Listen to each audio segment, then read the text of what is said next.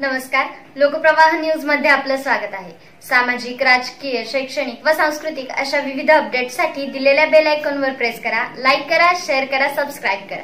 गुजराती रुखी समाज बहुउद्देशीय सामाजिक संस्था मेहतर समाज पंढरपूर यांच्या वतीने पूरग्रस्त कुटुंबियांना शिधा वाटप। सोलापूर जिल्ह्याचे कर्तव्यदक्ष जिल्हाधिकारी माननीय कुमार आशीर्वाद साहेब यांनी सोलापूर जिल्ह्यामध्ये मोठ्या प्रमाणात अतिवृष्टी झाल्यामुळे सामाजिक संस्थांना पूरग्रस्त लोकांना जीवनावश्यक वस्तूंची मदत करण्याचे आवाहन केले होते। माननीय जिल्हाधिकारी साहेबांच्या आवाहनानुसार गुजराती रुखी समाज बहुउद्देशीय सामाजिक संस्था मेहतर समाज यांनी नवरात्र उत्सवामध्ये होणारा इतर खर्च टाळून समाज स्थापनेचा 50वा सुवर्ण महोत्सव सोलापूर जिल्ह्यातील अतिवृष्टीने अनेक कुटुंब उद्ध्वस्त झालेले आहेत। या कुटुंबांना जीवनावश्यक वस्तू देण्याकरिता 1 दिवसाचा पगार खर्च करून या पूरग्रस्त बांधवांना आधार देऊन सामाजिक बांधिलकी जपण्याचा निर्णय मेहतर समाजातील बांधवांनी घेतला आहे।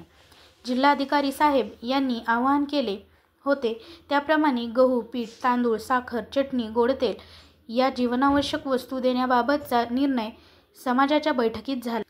कारण आपणही पूरग्रस्त आहोत, पुराचे चटके आम्हीही झेललेले आहेत याची जाणीव ठेवून समाजाच्या बैठकीमध्ये एकमताने पूरग्रस्त कुटुंबियांना शिधा वाटप करण्याचा निर्णय झाला। त्यानुसार आज माढा तालुक्यातील उंदरगावमध्ये पूरग्रस्त बांधवांना गुजराती रुखी समाज बहुउद्देशीय सामाजिक संस्था मेहतर समाज व अखिल भारतीय सफाई मजदूर युनियन यांच्या वतीने शिधा वाटप करण्यात आले। या गावातील माता भगिनींनी व गावकऱ्यांनी पुरात सर्व वाहून गेलेले आहे ही सर्व व्यथा सांगताना माता भगिनींच्या डोळ्यात अश्रू अनावर झाले होते। यावेळी गुजराती रुखी समाज बहुउद्देशीय सामाजिक संस्था मेहतर समाज अखिल भारतीय सफाई मजदूर संघटनेचे पदाधिकारी गुरु दौडिया, काशीनाथ सोलंकी, महेश गोयल, अंबादास गोयल, आदित्य मेहडा, योगेश मेहडा, दीपक वाघेला, विक्रम वाघेला, प्रमोद मेहडा हे उपस्थित होते।